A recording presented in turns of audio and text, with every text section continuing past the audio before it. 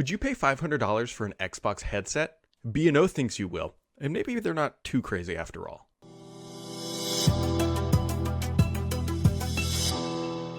Back in June, B&O teased that they were working on a new Xbox headset that were going to work with the Xbox Series X and S. And today, we are learning a lot more about their $500 headset. Yes, that is correct. A $500 headset that you can pre-order now and will start shipping later in, or I should say in April. And there's a couple options, color options that will ship in May.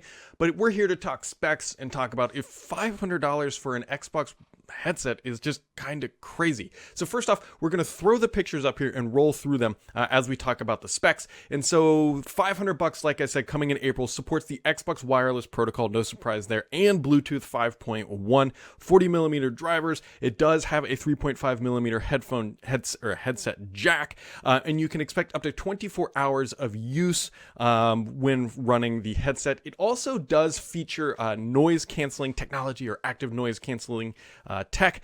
So you are getting a high-end headset, and it doesn't weigh a whole lot either. It comes in at about 312 grams on your noggin when you are playing.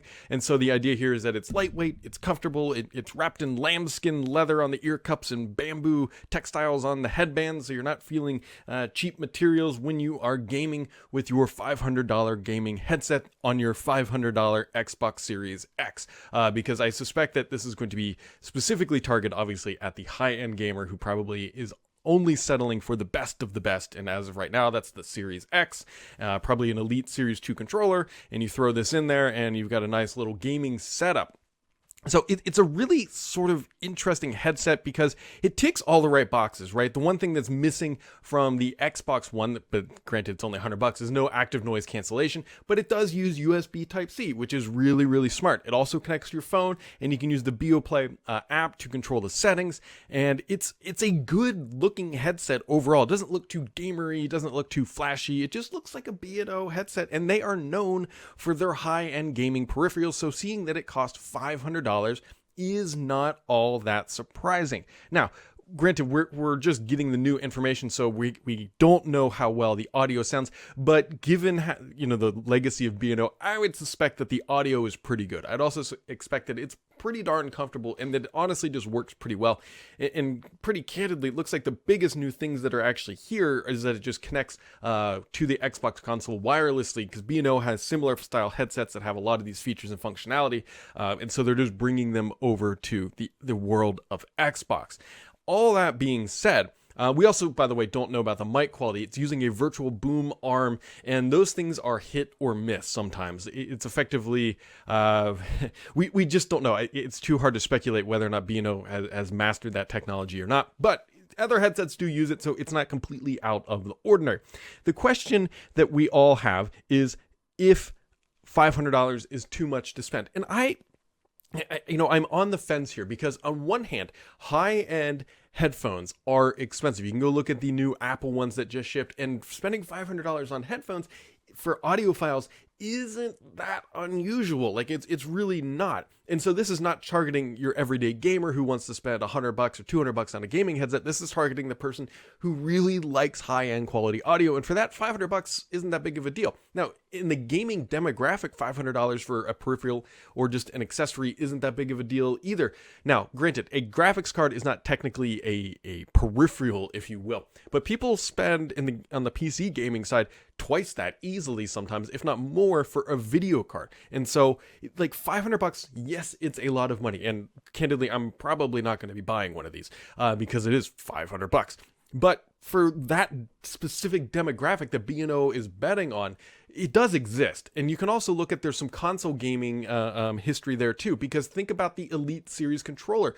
When Microsoft launched the very first Elite Series controller, we're talking the Elite Series 1, the one that completely fell apart on everybody, they didn't make enough because many of the executives thought, who's going to pay $150 for a high-end Xbox wireless controller? And they didn't think the market existed, even though and then they shoved it out the door and it sold out completely, and then they were shocked. So in the world of console gaming, typically things are more price sensitive. We know that for a fact, but there's also some there's some history there that says, hey, maybe there is a slice of that market that buys the Xbox Series X, that also has an Elite Series 2, that might spend more money to get the best sounding quality audio and headset that's on the market. And that is where that is the channel or the niche that B&O is targeting. $500 for a headset is a lot of money. It's the same price as the Xbox Series X, but I don't think it's insane for them to try this, right? I think that's where a lot of people are going to get hung up. It's like, why would they ever do this? Nobody's going to buy this. Well, I can promise you that there probably are some people that are going to be buying this.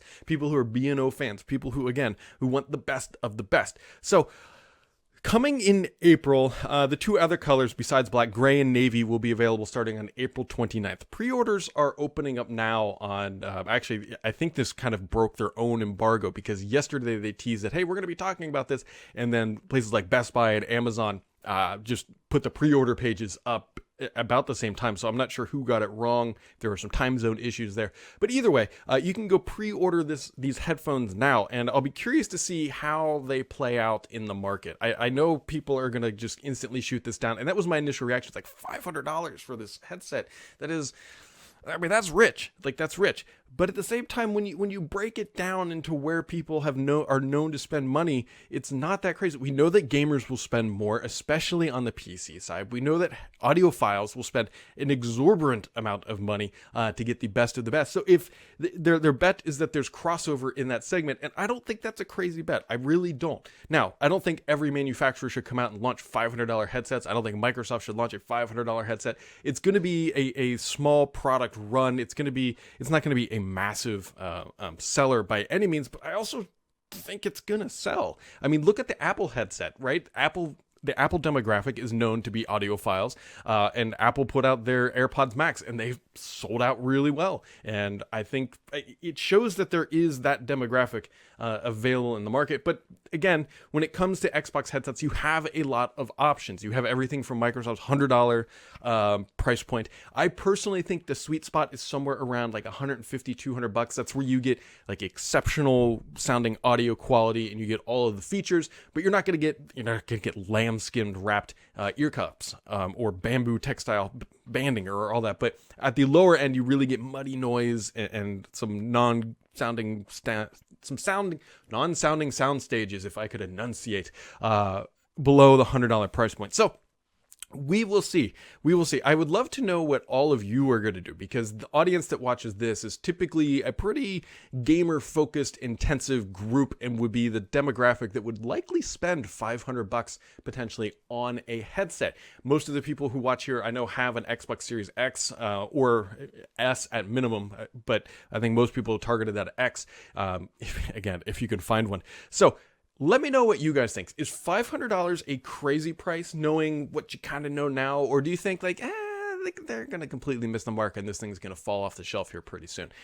Only time will truly tell. Only time will tell. That is the best arbiter of truth. Time will tell us if people will spend this, because we'll know, because if B&O, one, keeps manufacturing them, puts out a second revision, or just doesn't cut the price at all ever. So as we watch this product mature in the market, make sure you keep it subscribed here, because the only BS on this channel is me.